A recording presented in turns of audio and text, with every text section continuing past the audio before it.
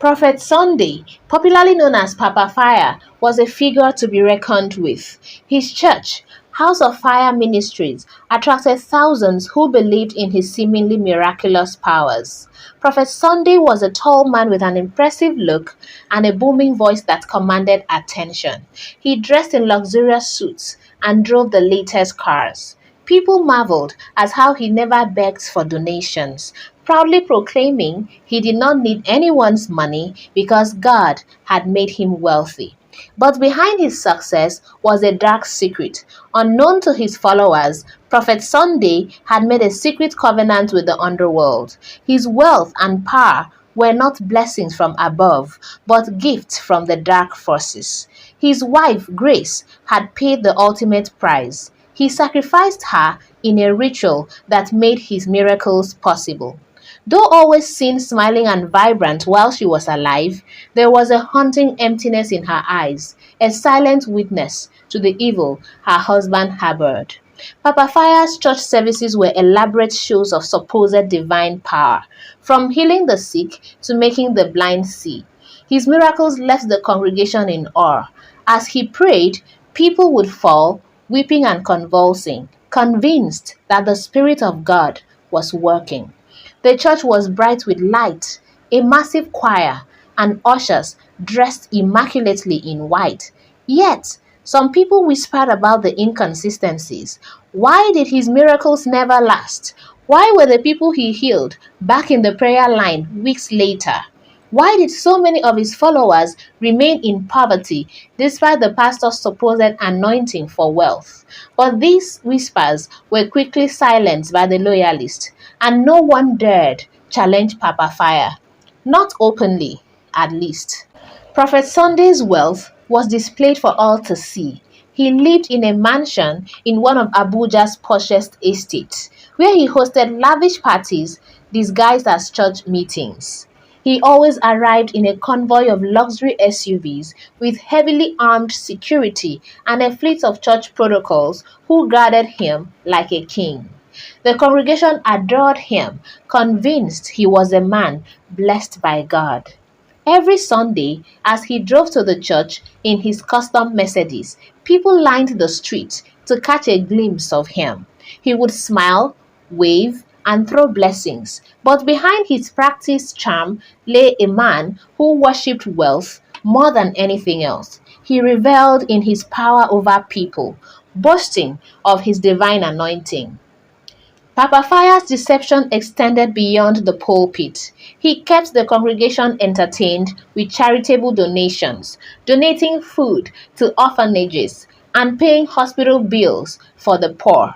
These acts of charity were mere cover-ups designed to hide the darker truth. He sat upon the destinies of his church members.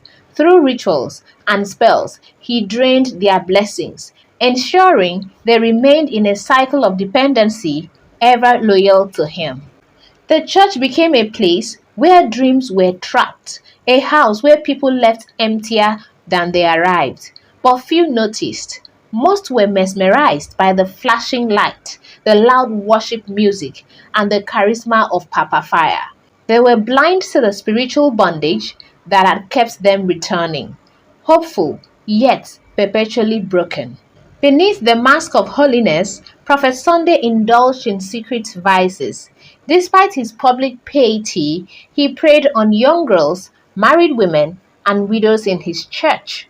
His good looks and hypnotic charm made it easy for him to lure these women, promising them breakthroughs, fame, or financial assistance. Many fell for his lies, seduced by the gifts he showered on them. Papa Fire kept his affairs well hidden. He had a network of loyal aides who facilitated his rendezvous and covered up his misdeeds. The women he used were silenced with words of cash or threats of divine punishment. Those who dared to speak up were quickly discredited as liars or sinners, condemned by the very congregation they had once belonged to. One evening, after a service, Papa Fire sat in his luxurious office, sipping expensive wine. A young widow, Ada, had come to him seeking prayer for her late husband's death. As she knelt before him, he laid a hand on her shoulder, his touch lingering. She looked up, confused and fearful, but he smiled. "Do not worry," he whispered. "God will open doors for you, but you must make a sacrifice."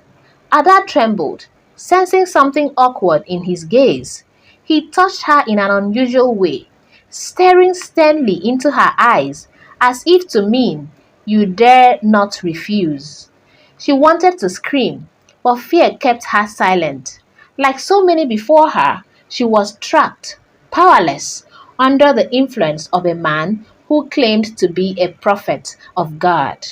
Prophet Sunday's influence stretched far beyond the church walls. His network included prominent politicians, business moguls, and even law enforcement officials who attended his services desperate for spiritual guidance, or so they believed. He used their desperation to his advantage, collecting secrets and wielding them like weapons. His mansion often hosted discreet meetings where deals were sealed, not with prayers, but with rituals. Late at night, Papa Fire would retreat to his hidden chamber located beneath his luxurious home. The walls were adorned with strange symbols and lit by the airy glow of flickering candles. There, he performed the dark rituals that sustained his power. He whispered incantations in an ancient language, his voice echoing off the stone walls. One evening, as he prepared for another ritual, he held up a framed photograph of his wife, Grace. "Your sacrifice was not in vain," he murmured. Yet, he knew that her death was only the beginning. The spirit he had made pact with demanded more, and he had promised them as much. His heart raced with the thrill of knowing he could summon such forces, but fear lurked in the back of his mind, for he knew the spirits were as unforgiving as they were powerful. Grace's old prayer room, which she cherished so much while she was alive, remained locked. No one entered the room, not even the household staff.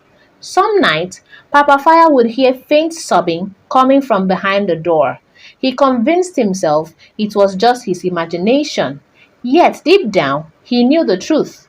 The spirits were never silent, and Grace's soul would never rest. The next Sunday, the congregation gathered in anticipation of yet another service filled with signs and wonders. The church auditorium, a massive dome of glass and gold, glittered in the morning sunlight. Ushers in white lined the aisles, guiding worshippers to their seats. The choir sang joyfully, their voices echoing like angelic trumpets, and the crowd swayed, caught up in the spirit. Papa Fire made his grand entrance, dressed in a striking blue suit that shimmered under the stage light. As he ascended the pulpit, he lifted his hands, and the room fell silent. "Today," he declared, his voice booming, "the Lord will do the impossible." The energy in the room was palpable. The crowd erupted into cheers. Their faith in the charismatic pastor was unwavering. But among the worshippers sat a man named David, a young and skeptical journalist who had been investigating rumors about Papa Fire's dark practices. David was there not to worship, but to observe. Clutching his small notepad, he watched every move the pastor made, his sharp eyes taking note of the smallest details. Papa Fire began his usual routine, healing the sick and making bold prophecies. Yet, David noticed inconsistencies. The so-called miracles seemed rehearsed, and the so-called sick people appeared suspiciously healthy once they received healing. His suspicions grew, but he knew that uncovering the truth would not be an easy feat. Papa Fire was a powerful man, and exposing him would require more than just words. It would need undeniable proof. Before we continue our story, kindly hit the subscribe button right now and turn on post notification so that you'll be the first to get updates on our videos. Papa Fire's sermons were filled with promises of wealth and prosperity, and his charismatic delivery made the congregation hang onto every word. One young man, Chidi, had just started attending the church. Unemployed and desperate, he believed that Papa Fire held the key to changing his fortunes. One afternoon after a service, Chidi approached Papa Fire, hoping for a miracle. Papa Fire welcomed Chidi into his lavish office. The walls were lined with gold-trimmed bookshelves, and a crystal chandelier sparkled overhead. Chidi's eyes widened at the display of wealth, and hope swelled in his chest. He knelt before the prophet, tears streaming down his face. "Papa," he pleaded, "please pray for me. I need a breakthrough." Papa Fire leaned forward, his smile warm, but his eyes cold. "My son, God bless you," he said, placing a heavy hand on Chidi's shoulder.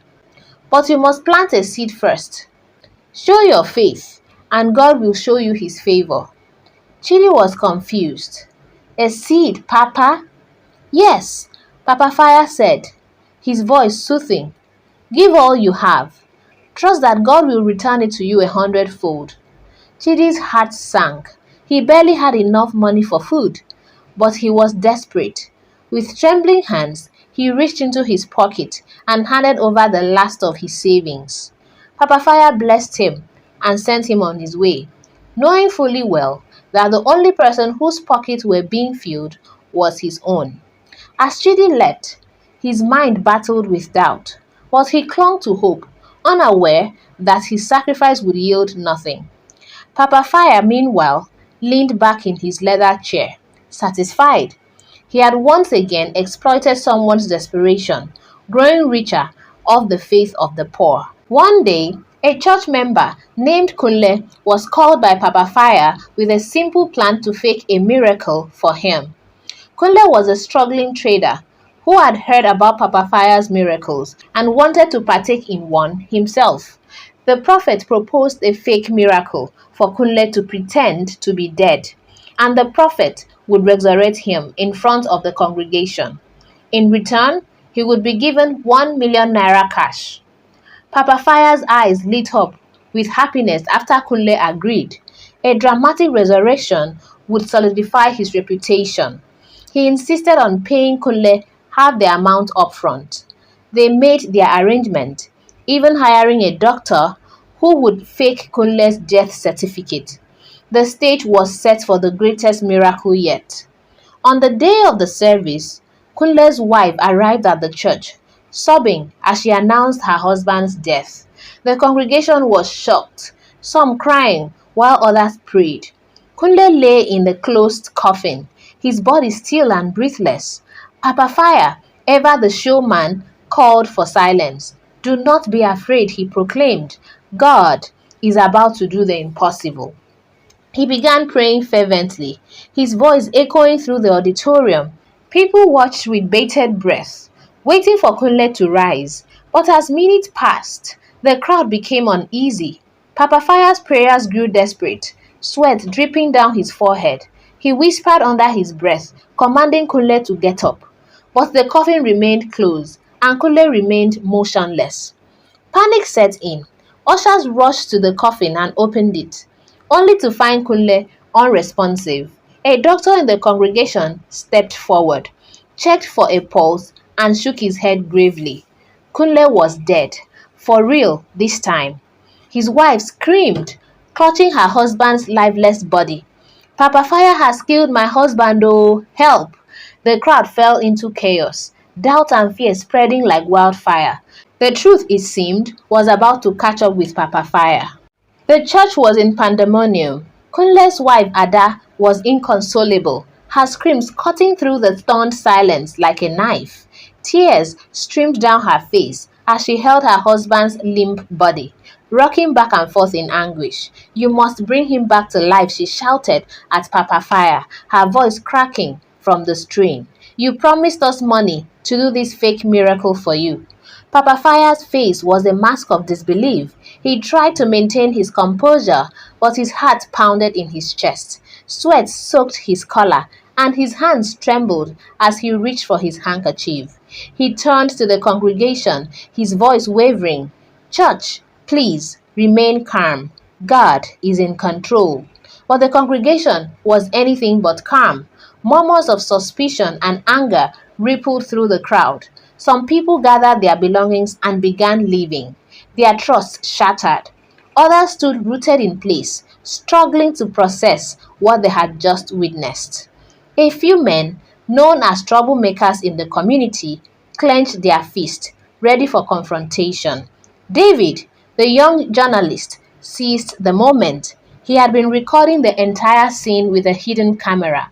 This was the evidence he had been waiting for. As he filmed, he felt a rush of adrenaline, knowing that Papa Fire's empire of lies was beginning to crumble. Ada, her grief turning into fury, approached Papa Fire, her eyes red from crying. "You are a fraud," she spat, her voice echoing in the vast auditorium. "You promised us money, but my husband is dead. Dead." The congregation erupted. Some demanded answers, while others accused Papa Fire of being a false prophet. The ushers, who had always maintained strict order in the church, were powerless to stop the growing chaos. Even the church elders, who usually stood by Papa Fire, exchanged uneasy glances, their loyalty wavering. Papa Fire raised his hands, desperately trying to regain control. "Brothers and sisters," he called out with a cracking voice, "please, we must have faith. This is a test from the Lord." But his words rang hollow. The veil of holiness he had worn for so long was being torn away, and the people saw him for who he truly was. David, sensing the danger, quickly slipped out of the church. He had what he needed, and now he had to make sure that the world knew the truth. The police arrived not long after, alerted by frightened congregants who had called in the chaos. Sirens wailed, and the flashing blue light of patrol cars illuminated the church grounds. Officers stormed into the building, their presence commanding immediate attention. Papa Fire's once mighty congregation, now a mob of angry, betrayed followers, began to scatter. Some stayed behind, eager to see the prophet face justice. Two officers approached Papa Fire, who stood frozen in place. His blue shirt, once pristine, was now damp with sweat. "Prophet Sunday," one officer announced, "you are under arrest for fraud and conspiracy." The pastor's knees wobbled, but he tried to maintain composure. "This is a mistake," he stammered. "I am a man of God." Ada moved forward, unable to contain her grief. "He is a murderer," she screamed, pointing a trembling finger at Papa Fire. The officers restrained her gently, but her words sent a ripple through the crowd. More accusations erupted, and the officers had to call for backup to control the angry mob. As Papa Fire was handcuffed, his mind raced with thought of escape, but there was nowhere to run to. The spirit he had made pact with had promised power and wealth, but they had never promised safety. Now, the price of his ambition was coming due. The officers led him out, and he caught sight of David standing in the outskirts of the crowd. David's camera hung from his neck down. Papa Fire's eyes narrowed. He knew that the journalist had played a part in his downfall, and a surge of anger coursed through him. But it was too late. The walls of his deception had collapsed. As the police car sped away, carrying the disgraced prophet, David watched and took a deep breath. He knew that exposing Papa Fire was just the beginning. There would be backlash, threats, and perhaps even more secrets to uncover, but he was ready for whatever would come next. The aftermath of Papa Fire's arrest sent shock waves through the city of Abuja. News of his fraudulent practices and failed resurrection attempt dominated headlines. Television stations aired footages of the chaos in his church, and social media buzzed with stories of how the so-called man of God had manipulated and exploited his followers. Other pastors began to adjust themselves and started following the way of the Lord truthfully. David's investigative report went viral. His article and video evidences detailed the extent of Pastor Fire's deception. The story painted a grim picture of a man who had built his empire on lies, exploiting the faith of the poor and vulnerable. Papa Fire's church, once a bustling hub of worshippers, now stood eerily silent. The golden dome no longer sparkled in the sunlight, and the stained glass windows seemed to weep. The luxury cars in the pastor's compound were seized by authorities, and his mansion, once filled with life, was now a symbol of his downfall. Ada, still mourning Kunle, her husband, spoke out about the dangers of blind faith and the importance of holding leaders accountable. Her story inspired many to seek justice, and she found solace in knowing that her husband's tragic death had exposed a monster. In prison, Papa Fire was a shadow of his former self. The spirit he had worshipped no longer offered him power or protection. In the darkness of his cell, he would sometimes hear whispers, echoes of the rituals he had performed. The spirit he had once summoned now seemed to haunt him, and he realized that he had become their prisoner in more ways than one. David continued his work, uncovering other false prophets and exposing corruption wherever he found it. His experience taught him that faith was a powerful force capable of both miracles and destruction. The city of Abuja, still recovering from the scandal, learned a harsh but necessary lesson. Not all who call themselves holy are saints, and sometimes the devil wears the robes of a man of God. What did you learn from this story? Tell me in the comment section. For everyone who is asking about how to create folktale stories like this and get their channels monetized in 30 days, like I got this channel monetized in exactly 24 days from scratch without ads or any paid collaboration, click the link in the description of this video or in the pinned comment to learn how to do same.